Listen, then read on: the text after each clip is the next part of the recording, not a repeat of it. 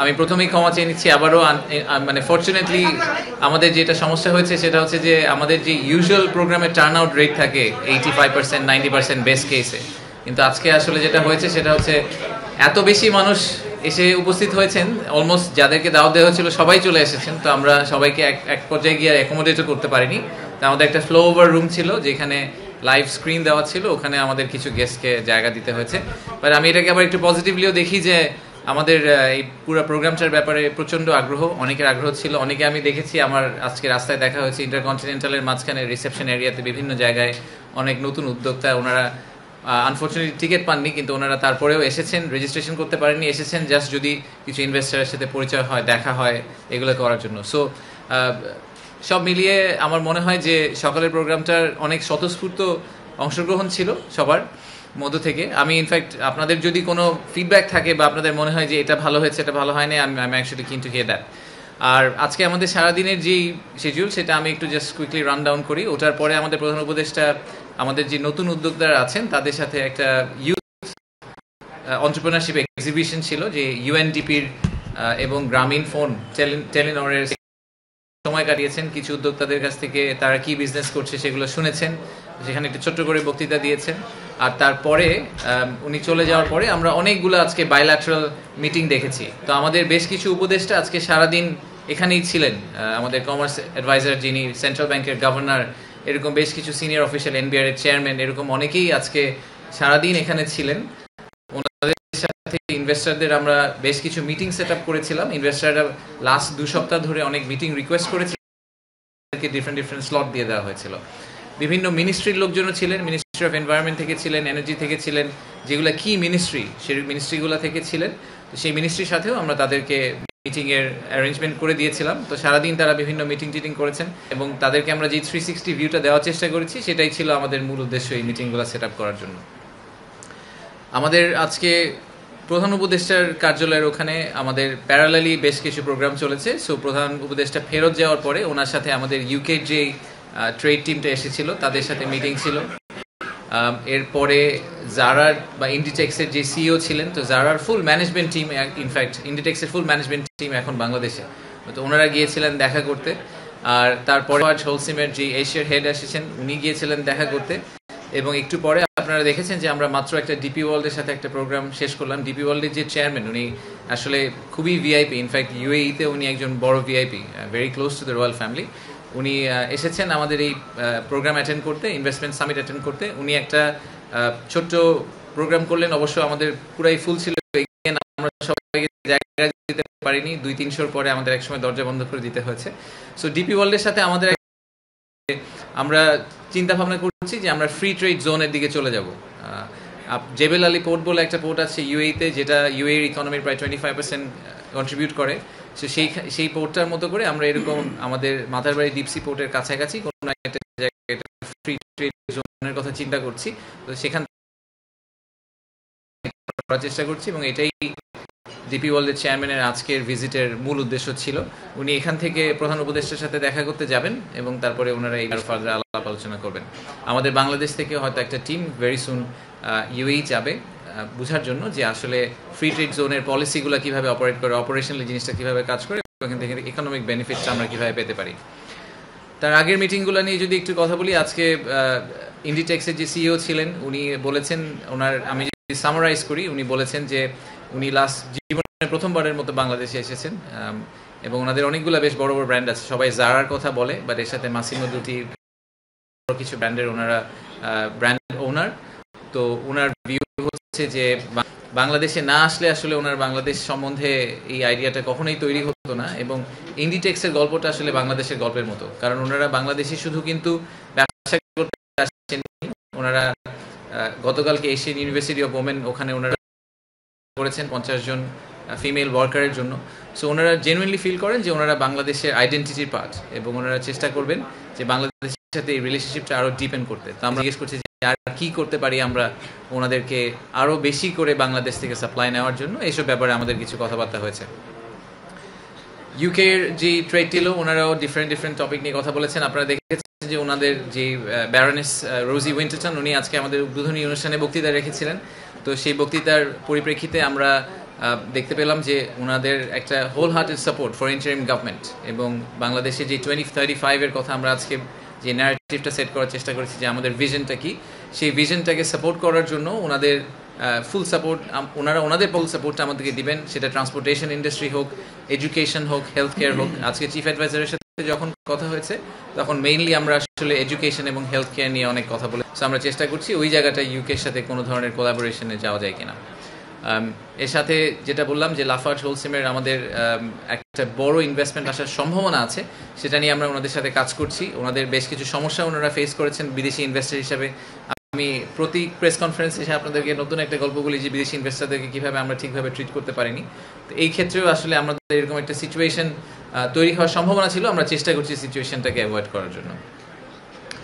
আর সকালের প্রোগ্রামে আপনারা দেখেছেন যে আমরা পাঁচটি সংস্থা বা ইন্ডিভিজুয়ালকে আজকে অনার করেছি। তার মধ্যে 4টি সংস্থা যারা প্রাইজ পেয়েছেন বিনিয়োগ উন্নয়ন কর্তৃপক্ষ থেকে। এটা আমরা প্রথমবারের মতো করলাম। আমরা ইন্টারন্যাশনাল একটা এক্সেলেন্স ইন ইনভেস্টমেন্ট অ্যাওয়ার্ড যেটা দেওয়া শুরু করলাম। আমরা চেষ্টা করবো এটা প্রতি বছর কন্টিনিউ করার জন্য। তো আমাদের যে ফ্যাব্রিক লাগবে, যারা ইনোভেশনে পেয়েছেন, লোকাল ইনভেস্টর, স্কোয়ার ফার্মাসিউটিক্যাল, ইএসজির জন্য পেয়েছেন ওয়ালটন, এবং বিদেশি ইনভেস্টর ফরেন ইনভেস্টর ক্যাটাগরিতে পেয়েছেন বিকাশ। এটা নিয়ে বাংলাদেশি কোম্পানি তাহলে ফরেন ইনভেস্টর ক্যাটাগরিতে কেন পেলেন? তাদেরকে আমাদের ফরেন ইনভেস্টর ক্যাটাগরির যে ক্রাইটেরিয়াটা ছিল সেটা হচ্ছে যে মেজরিটি শেয়ার হোল্ডিং যদি বিদেশি হয়, 50%-এর বেশি শেয়ার হোল্ডিং যদি বিদেশি হয়, তাদেরকে আমরা একটা ফরেন ইনভেস্টর কোম্পানি বলছি। তো বিকাশের ক্ষেত্রে সেটাই হয়েছে। বিকাশের কিন্তু বড় বড় ইনভেস্টররা হচ্ছে IFC, Gates Foundation and financials. তারা মিলে আসলে মোর দেন 50% অফ বিকাশের ওনারশিপ। তো আর ফাইনালি আমরা আজকে কি হাকসংকে বাংলাদেশি অনারারি সিটিজেনশিপ ঘোষণা করেছি। আপনারা দেখেছেন যে ওনার জন্য এটা খুবই একটা ইমোশনাল মোমেন্ট ছিল। যারা ভিডিওটা দেখেছেন, যারা এক্সপিরিয়েন্স করেছেন, তার জন্য ইমোশনাল মোমেন্ট ছিল। সো এরকম আমাদের আসলে এইরকম অ্যাম্বাসেডার দরকার। উনি এখন যখন কোরিয়া যাবেন, উনি কিন্তু এখন বাংলাদেশের জন্য একটা ডিফারেন্টভাবে বাংলাদেশকে দেখবেন, ডিফারেন্টভাবে বাংলাদেশকে সাপোর্ট করার চেষ্টা করবেন, কারণ উনি এখন নিজে বাংলাদেশের পার্ট। উনি সবসময় করে আসছেন 45 বছর ধরে, বাট এখন we have made it permanent. So এই ছিল আমাদের সারাদিনের প্রোগ্রাম। আমাদের একটা ব্রেকআউট সেশনও হয়েছে। ইউরোপিয়ান ইউনিয়ন আজকে রিনিউয়েবল এনার্জির উপর একটা ব্রেকআউট সেশন করেছেন। আমাদের এনার্জি অ্যাডভাইজার ছিলেন, আরও বড় বক্তারা ছিলেন আজকে ওখানে সারাদিন। এগেন আমি আবারও আমাদের 300 মানুষের ক্যাপাসিটিতে আমাদের যেই পরিমাণ ইন্টারেস্ট ছিল, প্রায় 500-এর বেশি মানুষ এসে হাজির হয়ে গেছেন। তো আমরা তাদেরকে যতটুকু অ্যাকোমোডেট করা সম্ভব অ্যাকোমোডেট করার চেষ্টা করেছি। তো আমাদের ভবিষ্যতে হয়তো এই প্রোগ্রামটাকে আগামী বছর আমরা যখন করার চেষ্টা করবো, আমরা এটাকে চিনমৈত্রীতে নিয়ে যাব, কারণ clearly the demand is there, the excitement is there. So আমরা এটাকে আমাদের লোকাল ইনভেস্টমেন্ট এবং ইন্টারন্যাশনাল ইনভেস্টমেন্ট দুটাকেই আমরা একটা মোমেন্টাম দিতে পারবো হয়তো।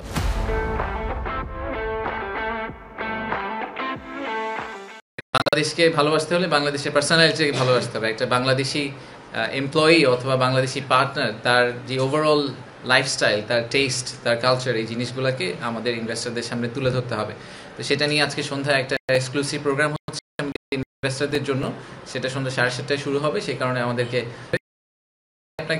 আপনাদেরকে এখন একটু হাই লেভেল আইডিয়া দিয়ে রাখি। আমরা প্রোগ্রামটা পরে আপনাদেরকে শেয়ার করব, ফুল প্রোগ্রামটা। এই প্রোগ্রামটাতে আমরা Bangladesh through a different lens, এরকম একটা কনভারসেশন করার চেষ্টা করছি ওনাদের সাথে। তো ডিফারেন্ট লেন্স বলতে আমরা যেটা বুঝাই যে ক্লাসিক ব্যবসায়ী লেন্সের বাইরে। তো ডিফারেন্ট লেন্সে আমরা কাদেরকে নিয়ে আসছি আমি সেটারও একটু প্রিলুড দিই। আমরা Bangladesh through an I of a photographer বলে একটা সেকশন আছে, সেখানে আমাদের শহীদুল আলম ভাই, ড্রিক গ্যালারির, উনি একটা প্রেজেন্টেশন করবেন যে ফটোগ্রাফারের দৃষ্টি থেকে বাংলাদেশটা কীরকম।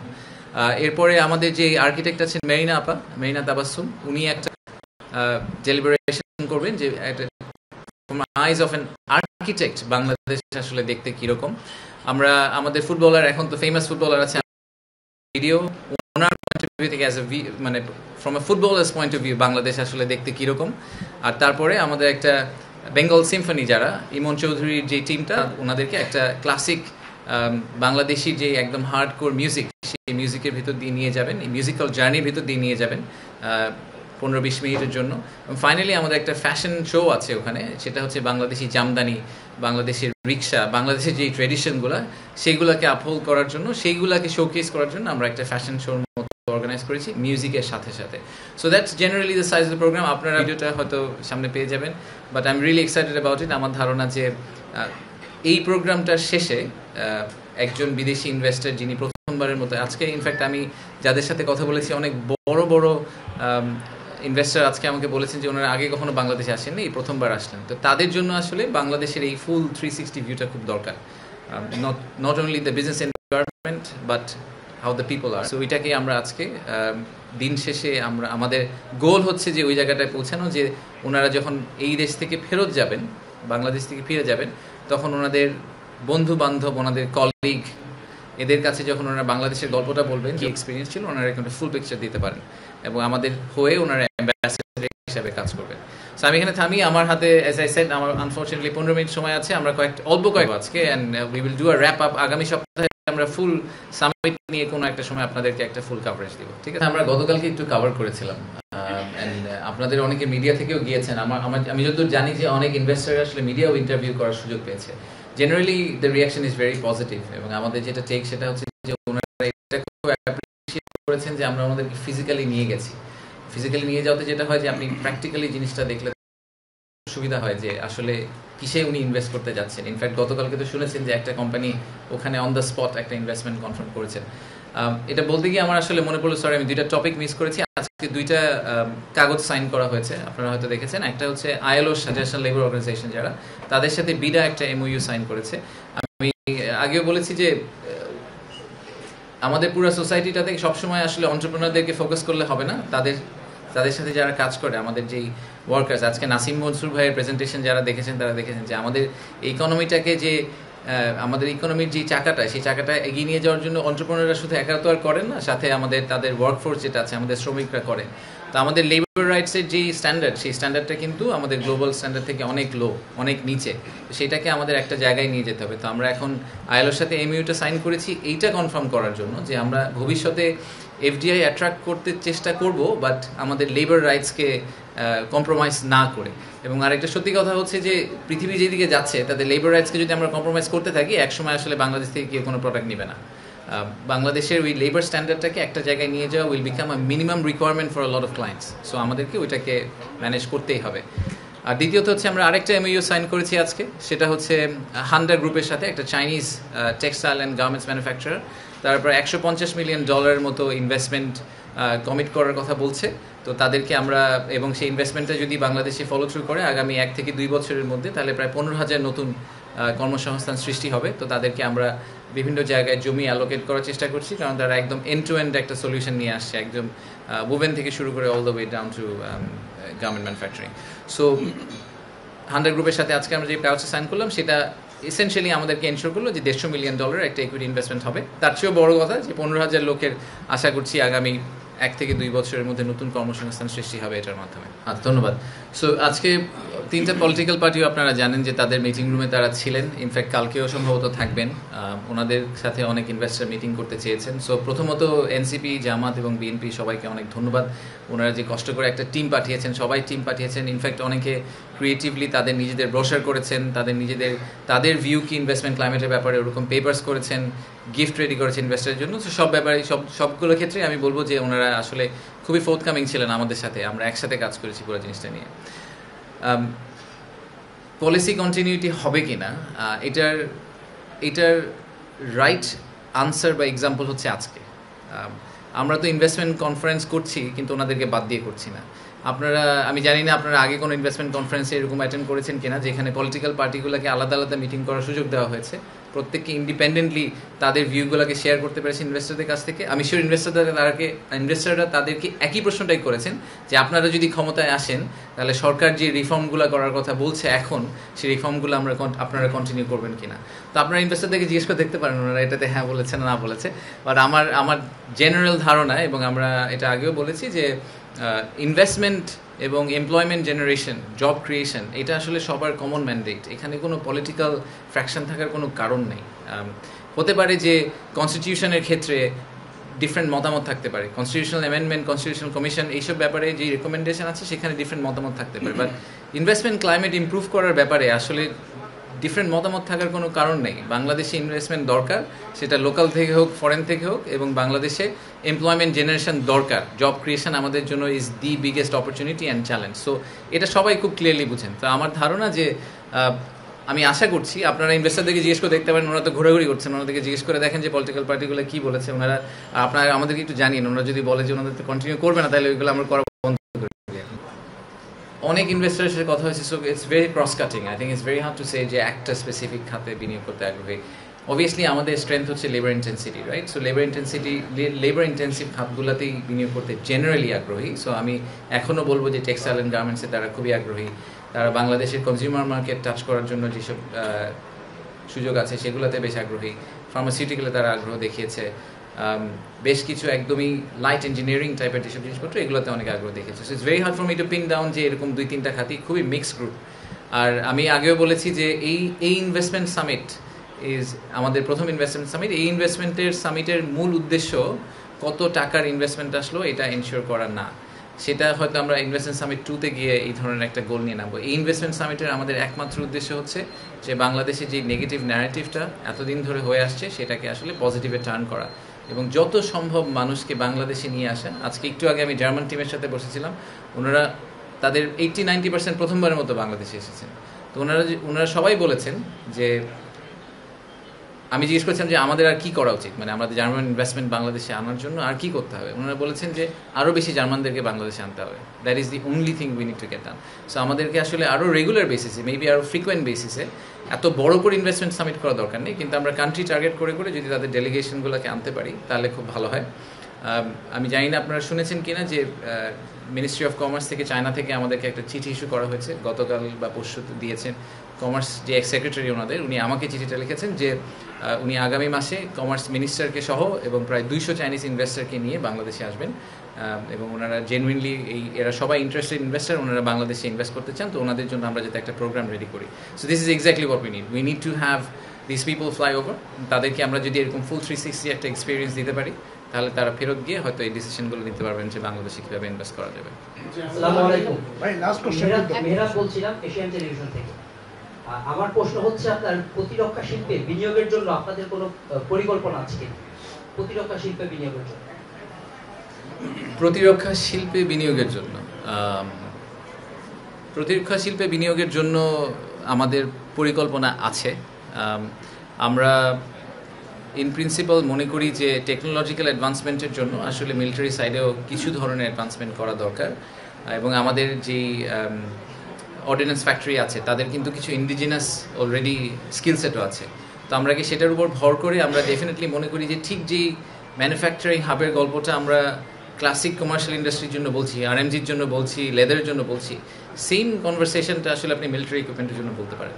অ্যান্ড আমাদেরকে ট্যাঙ্ক বানাতে হবে না, আমাদেরকে স্পেসশিপ বানানোর দরকার নেই, আমাদের ফাইটার জেট বানানোর দরকার নেই, but maybe we start from much smallest things, advance radio, ট্যাঙ্কের অ্যাক্সেল, একদম বেসিক জিনিসপত্র। বাট এগুলোরও কিন্তু huge demand, small bullets, small arms, অনেক কিছু হতে পারে। সো আমাদের একটা বড় ইনিশিয়েটিভ এই মুহূর্তে আমরা বাংলাদেশ সেনাবাহিনী, বিমান বাহিনীর সাথে কাজ করছি, নৌবাহিনীর সাথে কাজ করছি, যে বাইরে থেকে এরকম ইনভেস্টর খুঁজে বের করা যারা টেকনোলজি ট্রান্সফারের মাধ্যমে বাংলাদেশে আসতে রাজি হবেন। ওনারা বাংলাদেশে আসবেন ঠিক সেম মডেলে, আমরা ওনাদের কাছ থেকে কেনার কমিটমেন্টটা করব, বাট এর পাশাপাশি ওনাদেরকে এক্সপোর্ট করার আমরা সুযোগ দিব। সো ওনারা রিজনালি ওনাদের প্রোডাক্ট এক্সপোর্ট করতে পারবেন এবং আমরা ওনাদেরকে ঠিক ইকোনমিক জোনের মতো একটা মিলিটারি ইকোনমিক জোনের কনসেপ্টে হয়তো কিছু একটা অফার করার চেষ্টা করবো। বাট এইটা ইটস এ লং জার্নি। একটা আপনি মিলিটারি ইকোনমিক জোন করতে গেলে সেখানে পলিসি ইন্টারভেনশন লাগবে, সিকিউরিটি পলিসি বলেন, ডিজিটাল ডেটা পলিসি বলেন, আইপি রাইটস বলেন, অনেক কিছু, অনেক অনেক বড় বড় ইস্যু আছে, সেগুলোকে সলভ করে আমাদের ওখানে যেতে হবে। তো সেটা নিয়ে কাজ শুরু হয়েছে, হয়তো একটু সময় লাগবে, but definitely something that we would like to follow up on.